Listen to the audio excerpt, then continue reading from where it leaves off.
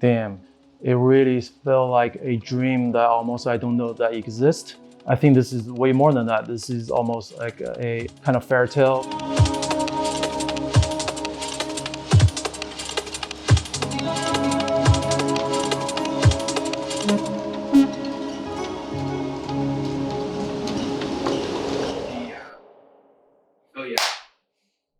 My name is Qian. My last name is also Qian. I'm graphic designer by trade. I worked in advertising industry for the past 20 years. I still remember it's probably high school or something, like a teacher asked us to do a survey. You know, I'm old, so that was before internet. Choose occupation you dream of, whatever, right? So what's the best job you can have? I just wrote down artist. I feel like being able to be an artist is the coolest thing. But then there's also this consideration of reality. So that's why when I found graphic design, it's like, oh, wow, you can actually make art, also make a living out of it, because I want to create things people actually use and can buy and can hold on to, versus fine art. At that time, it felt a little too abstract, surreal, or intangible maybe. In creative arts and music as well, your brain actually started taking input from all different sources you don't even know. And the mission of creating this particular thing is on the back of your mind all the time, actually. The moment will come without you knowing it. You can't really force it. That's, I think, when the real magic and most interesting work happens. 20 years later, you know, Bright Moments, I see like not just Bright Moments, but this whole NFT movement it's pretty amazing. You see the people you know or you used to admire, all of a sudden, a lot of them become independent artists, actually thanks to crypto and NFT, to be able to celebrate this new format of art, which actually honestly has existed for decades. You know, if you especially looking at generative art, animation, 3D, now the AI art, right? So everything that's created by computers and programming, now it's possible to be able to own and sell and buy it. From my point of view, I see this as a 10,000 piece pixel art portrait of people from 10 different cities. It's also a 3 years drop. I think a lot of people don't realize that. You know, this is a collection that's being created on the go. So the more citizens you have, the more voting power you have to decide which city is the next city. I knew Seth from more than 10 years. He wanted to start an NFT gallery in LA, which sounds all just exciting and new. I have no idea what NFT is. I heard the name. So he approached me asking if I'm interested in create some art for this thing. I don't think there's even a name. It's just like kind of want to create some NFT to represent the people of Venice Beach. It's funny because I think Venetians are relatively simple, because when you talk about Venice Beach, it's actually not LA. It's a visually very simple city.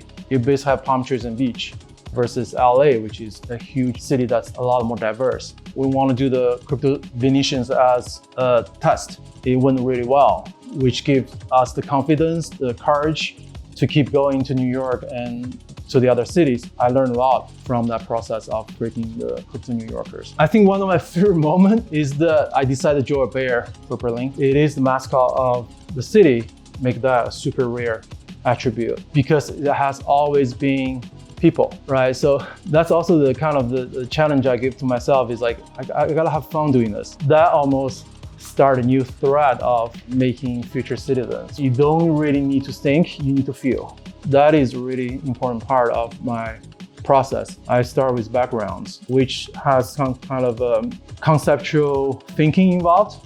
My next depends how familiar I'm with the city. So London, as an example, I didn't go to London after the vote. I just started creating because I have a lot of visual memories in my mind. I know exactly what I want to draw. London has fox, Mexico City has jaguar and eagle. But then Tokyo, for example, I'm a huge fan of Japanese culture, but I actually never been to Tokyo. A few of us made a trip to Tokyo last December just to do research. I'm just a walking camera. Let my brain take in as much as I can. And also I do research online, read things. Also, you know, personal preferences come into play a lot. I chose the Four Seasons. It carries a lot of deep historical and cultural meanings in Japan. It is a city with almost too much inspirations, so I almost need to filter out like what actually makes sense to be put into the citizens. And sometimes it also comes down to, is it even possible to draw? Because there is this 45 by 45 grid, which I follow through each city. You have a dog which is famous, Hachiku, the Shibuya dog who waiting for his owners for 15 years at the Shibuya station, which has become a legendary story. It's not just the contemporary characters or attributes, it's also historical and the things that has some kind of value in the past. Tokyo is gonna have a lot of different creatures. I went a little crazy on that. There is a snow fox mask, the Tengu mask, there's going to be a sumo character. I usually just kind of imagine the elements in my mind. When I feel ready, I just go on the computer and draw directly, pixel by pixel. I want to make sure that local people actually like what I do for them, which is really hard because there are cities that you don't really know what are the taboos or culturally, religiously, when it comes to fashion and pop culture. Like even us, do I have the right to draw them?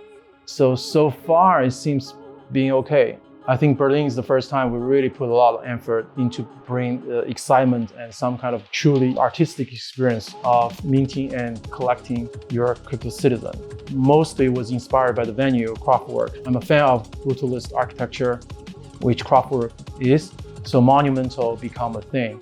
When we decided to use 8 meter by 8 meter gigantic screens, ask you to stand in front of that, almost see a larger than life statue of your little pixel character. I have this idea of doing a spotlight because everything was also inspired by Joseph Albers. The whole space and the lighting design was inspired by his homage to the squares. So we made this square spotlight being a trigger of your minting. The collecting part and minting part is a huge part of when you're looking back the thing you have in your wallet. Hopefully it will remind you of the moment you were there in person in our gallery. That has become a thing for the future cities after Berlin as well. So London, you have this unboxing experience. You open the box triggers the piano, triggers the display to show your little character. I really enjoyed that moment when, just seeing people's reaction of seeing the specific citizen they're getting, the infinite possibility of combining all the attributes. I still remember, one of my good friends came to London to mint. She actually cried after seeing the Londoners in the box. I don't even know why, but there is something magical about what we do. I'm very grateful.